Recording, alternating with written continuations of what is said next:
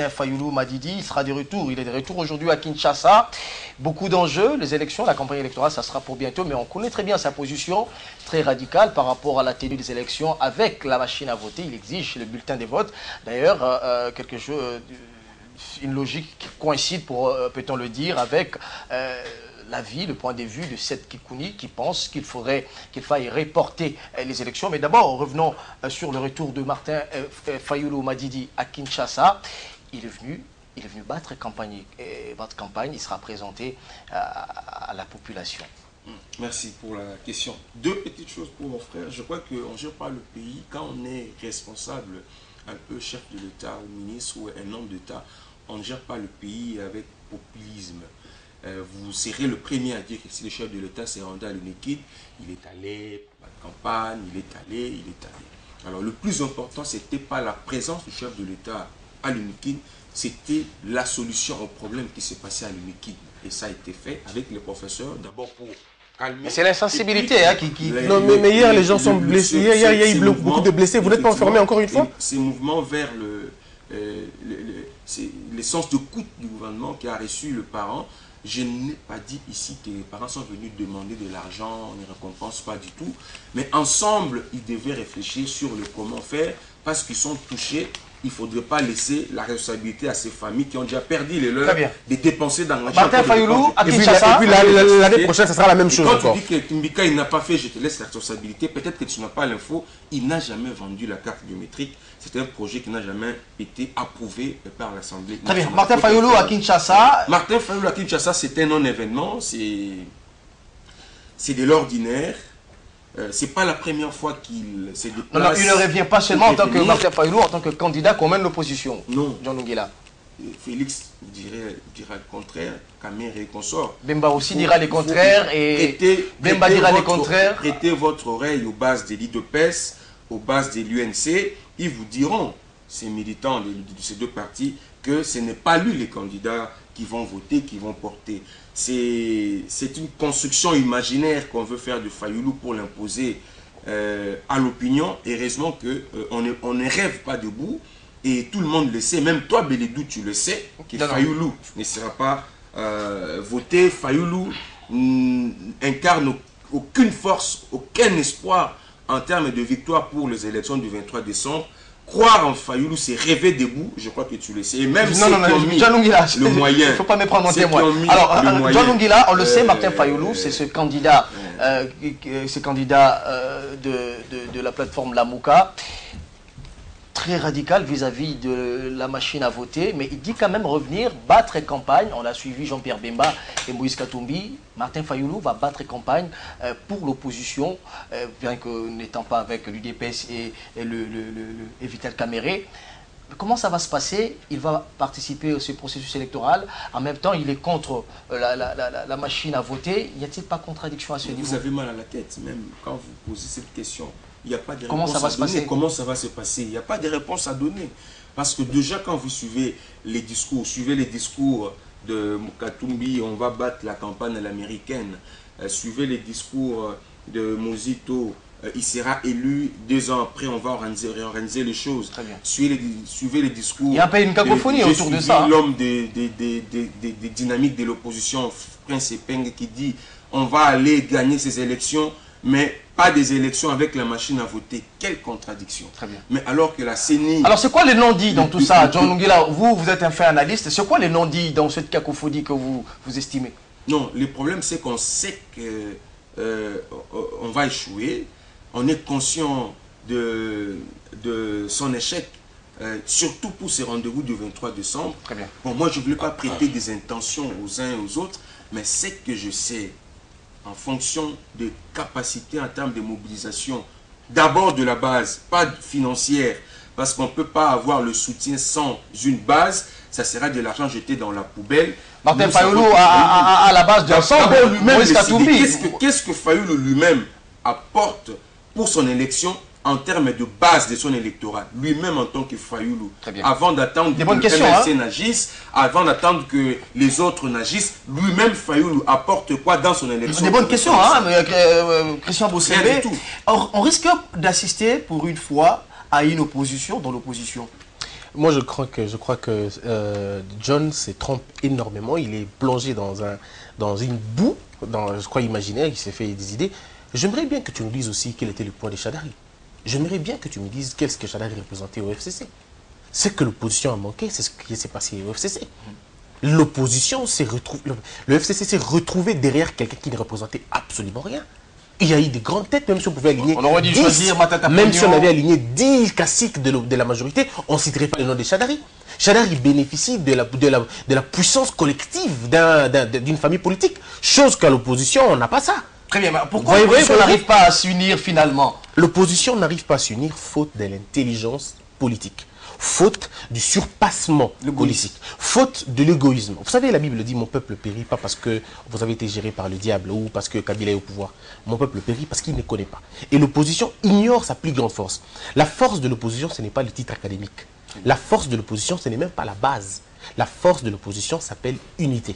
Si l'opposition est unie, elle peut gagner. Alors, si elle n'est pas unie, elle gagnera. Alors parlons-en. Donc, Martin Fayoulou, c'est les Chadari de l'autre côté. Voilà. Il aurait pu avoir l'adhésion de tout le monde, ça serait une bonne chose. Mais là n'est pas le problème. Ici, nous avons un rapport qui a donné Félix Tshisekedi 44%. Et Fayoulou était à la traîne de ce sondage-là. Il en avait 5%. Alors, par quel mécanisme politique, scientifique ou bien même, excusez-moi, moral, Fayoulou se retrouve au sommet et celui qui en avait 44 se retrouve en bas. Très bien. Alors, on donne raison à ceux qui disent que Fayoulou c'est le candidat des invalidés, notamment Jean-Pierre Bemba et Moïse Katumbi. On se sert de lui finalement comme kamikaze pour que le processus éclate. Il y a beaucoup de choses autour de la question, mais j'aimerais dire un peu à John, quand John parlait de Katumbi. John, il ne faut jamais oublier que Katumbi vous a fait réussir, vous a fait gagner les élections en 2011. Il ne faut n'oublier jamais. C'est lui qui était le numéro 1 de votre campagne. Sans lui, vous ne serez pas au pouvoir aujourd'hui. Et je compte la tricherie, je compte tout le reste. Donc vous le devez quand même assez beaucoup de reconnaissance. Ne soyez pas ingrat. Alors, je reviens sur la question de Katumbi et les autres. Il s'est passé beaucoup de problèmes. Il y a eu un peu de la mafia politique à l'intérieur. Il y a eu Dupéry, il y a eu Dole dans les ententes. Parce que sur... Qui a dupé qui? En tout cas, je crois qu'ils se sont dupés. Félix Tshisekedi s'était trompé énormément de se rendre à Genève. Pourquoi s'était-il trompé? Parce qu'ici, déjà, lui, il avait déjà dit devant tout le monde qu'il gérait avec la machine ou sans la machine. C'était déjà sa position tranchée. Et quand il prend cette position, il n'avait pas consulté les autres. Alors, par quel mécanisme il s'est rendu là-bas? Par quel mécanisme? Je ne comprends pas. Comment? Qu'est-ce qu'il s'attendait? Il s'attendait à quoi? Il s'attendait que les gens disent non, c'est à toi. Peut-être le choix de Fayoulou était une gifle pour dire écoutez, tu ne nous as pas consulté, on te fait ça. Mais et puis, depuis quand, Beledou, je crois en vos études, avez-vous déjà entendu une fois dans l'histoire une signature, un acte qui dirait si je ne respecte pas cette signature, ma parole et tout, je mets fin à ma carrière politique? C'est la première fois que ça puisse exister. Alors, parce que cela a jeté du discrédit à l'opposition, on risque, je le disais tantôt, d'assister pour une première fois à une opposition, dans une opposition aux élections. Ce qu'on verra, c'est que l'opposition réalisera le score le plus néfaste qui puisse exister, le plus catastrophique. Mais j'aimerais terminer sur un point pour vous dire, voilà ce qui va se passer. Si l'opposition ne s'unit pas, ne comprend pas maintenant qu'il faut aller ensemble, l'opposition est en train de dresser un lit au pouvoir en place. Et c'est le FCC qui gagnera sans aucun problème. Doit-on conclure aujourd'hui, Louis-France, bonsoir d'abord et bienvenue. Je rappelle que tu viens de nous rejoindre. Doit-on conclure aujourd'hui que l'opposition est en train de faire le lit d'Emmanuel Ramazani Chadari? Bien, merci. Avec toutes les grandes excuses pour ces petits retards indépendants. On est déjà dans les débats. Je voudrais au passage rappeler John, que je salue au passage, c'est que il faut commencer par ce qu'on appelle... Tu réponds à ma question. Je réponds à votre question. Moi, je ne réplique pas. Je voudrais préciser... On va évoluer dans les débats pour la beauté de Absolument. Il y a ce qu'on appelle balise terminologique du concept. Vous savez, quand on pose un concept... Quand on pose un concept, il faut commencer par une balise terminologique. Que dit les concepts? On dit poids politique. Il ne faut pas que le journaliste tombe dans le piège des politiques pour commencer à mal interpréter les concepts poids politique. Ok? Le poids politique est défini de façon exclusive à un parti politique par rapport au nombre d'élus.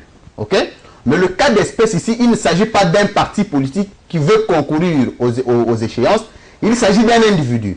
Et le poids politique ici, c'est la fédération, c'est le nombre de gens qui l'entourent. Et quand il veut parler du poids politique de Fayoulou, je crois qu'il ne sait pas ensemble lui-même à combien de parlementaires a combien de têtes politiques élues. Il ne sait pas dynamique en a combien, il ne sait pas, et il devrait faire la statistique pour en arriver au poids politique. Alors très bien, c'est quoi les poids politiques c'est quoi les poids politiques de Martin Fayulu par rapport à Félix Tshisekedi, la première puissance de l'opposition en termes des partis politiques par rapport à Vital Kamerhe, qui a été troisième. Hein, le premier poids politique par rapport à la circonstance politique actuelle, c'est l'aspiration, la volonté du peuple. Ok? Parce que, souvenez-vous, aujourd'hui, la question sur le choix d'un candidat commun n'était plus une question résolue au niveau de partis politiques. C'était la volonté du peuple congolais de voir la malversation, la concussion, la gabégie, l'insécurité à outrance dans toute l'étendue de la République ne plus persister, ne plus continuer. Il faudrait changer les régimes, il faudrait changer les systèmes. Okay? Cela doit passer par J'en arrive. Comment on peut changer les systèmes? C'est de ne plus revoir les traces du régime en place persister dans la gestion de la chose publique. Très bien. Voilà pourquoi. Ce n'est pas la présence ou la personne de Martin Fayulu qui fait débat, c'est le changement d'un candidat face à Emmanuel Ramazani Shadari qui fait débat aujourd'hui. Parce que vous pouvez tendre des candidats, vous insinuez quoi? J'en arrive. Vous pouvez tendre votre micro à 84 millions de Congolais aujourd'hui. Personne ne vous dira qu'il est d'accord. Même John n'est pas conscient. Alors, très bien. Non, j'en arrive. S'il vous plaît, c'est moi qui pose la question. On doit évoluer. Même John lui-même n'est pas conscient de la manière dont le pays a été Tu es passé par des concepts. Je verrai rapidement, hein, parce qu'on doit évoluer, cher ami. Aujourd'hui, Félix Tshisekedi et Vital Kamerhe, c'est vrai que l'opposition, d'abord en général, il faudrait le dire, n'a pas pu parler un même langage autour de cette question des candidatures uniques. Alors, comment expliquez-vous cette position des Vital Kamerhe et Félix Tshisekedi lorsqu'ils vont relier leur signature? Est-ce qu'ils ont conclu un accord secret avec le pouvoir en place? Bon, j'étais d'abord en train de conclure que même John, dans sa conscience, n'est plus d'accord de la manière dont le pays n'est pas géré. Répondez à ma question. Et il n'est pas d'accord avec Shadari, de droit, c'est une suite logique. Donc j'étais en train de dire que c'est une posture jouerait-il le jeu de la majorité? Parce qu'on l'a vu, le directeur de cabinet du chef de l'État a appelé Félix et Vital Kamerhe à adhérer au FCC. Le comportement politique de Félix Tshisekedi et Vital Kamerhe est la résultante d'une posture politique issue d'une option mal levée politiquement. Ok? Suivez-moi bien dans quelle logique je vais cheminer. Quand on lève une option en politique, la politique, un parti politique est comme une pyramide. Ok? Au sommet de la pyramide, il y a ce qu'on appelle le bureau politique, les directoires. Et ces directoires lèvent les options, on propose au niveau de la base pour que la base en adopte et en discute au besoin. Ok? Ce n'est pas à la base de commencer à transmettre au bureau politique les différentes options levées. C'est ce qui s'est posé un problème, c'est que la pyramide a été renversée. Mais où s'est posé les problèmes? Les problèmes s'est posé au niveau déjà de l'intransigeance et de l'arrogance, même de l'immaturité politique de quelques leaders constatés. Parce qu'en allant à Genève, ils se sont mis en tête que l'objectif majeur, c'était de choisir un candidat commun.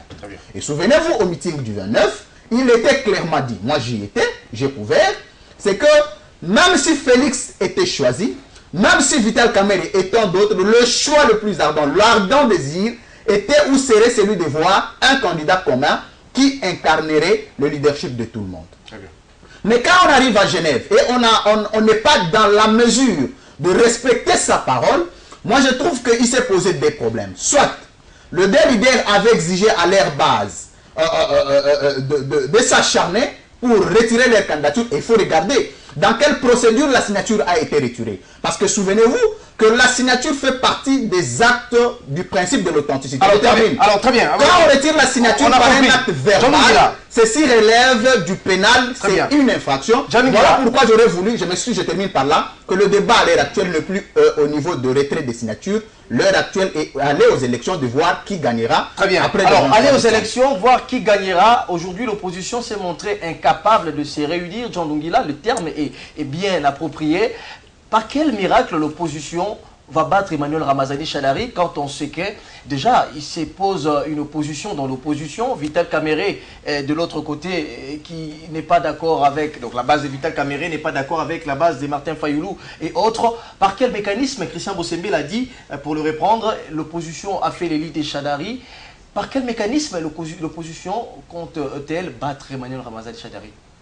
D'abord, je dois dire que l'opposition est capable de s'unir. Moi, je crois que l'opposition est capable de s'unir. Et nous avons vu à maintes reprises cette opposition, les leaders de cette opposition se mettre ensemble. Et on a vu à travers de photos, ils ont été ensemble à Bruxelles. Ils ont été ensemble en Afrique. Nous sommes dans les faits, nous ne sommes pas dans les photos. Nous sommes dans les faits. Ils sont capables de se mettre ensemble. Les faits sont que l'opposition n'a pas été capable. Mais seulement, cette unité ne reflète pas, n'existe plus s'il faut penser aux ambitions et autres choses. Je me suis peut-être perdu un peu. Très bien. Je crois que sur ce plateau, je constate que j'ai un porte-parole. Mais je demanderai à mon porte-parole de bien me suivre pour relayer correctement mes propos. Déjà, je constate sont élégants dans nos propos. Sont élégants. Beaucoup de contradictions dans ses propos. Quand il parle de poids politique, il s'est fait souffrir en cherchant des termes techniques très compliqués. Je ne sais même pas si lui-même saura expliquer ce qu'il voulait dire. Le poids politique, est-ce que vous savez le nombre des élus ensemble, quand qu'on sort? Après, il vient encore se contredire pour dire... D'abord, le poids politique, c'est la volonté du peuple. Il y a une contradiction. Parce que s'il faut voir le nombre d'élus, aujourd'hui, les deux grands partis politiques de l'opposition, il y en a deux. Il y en a deux dans l'opposition.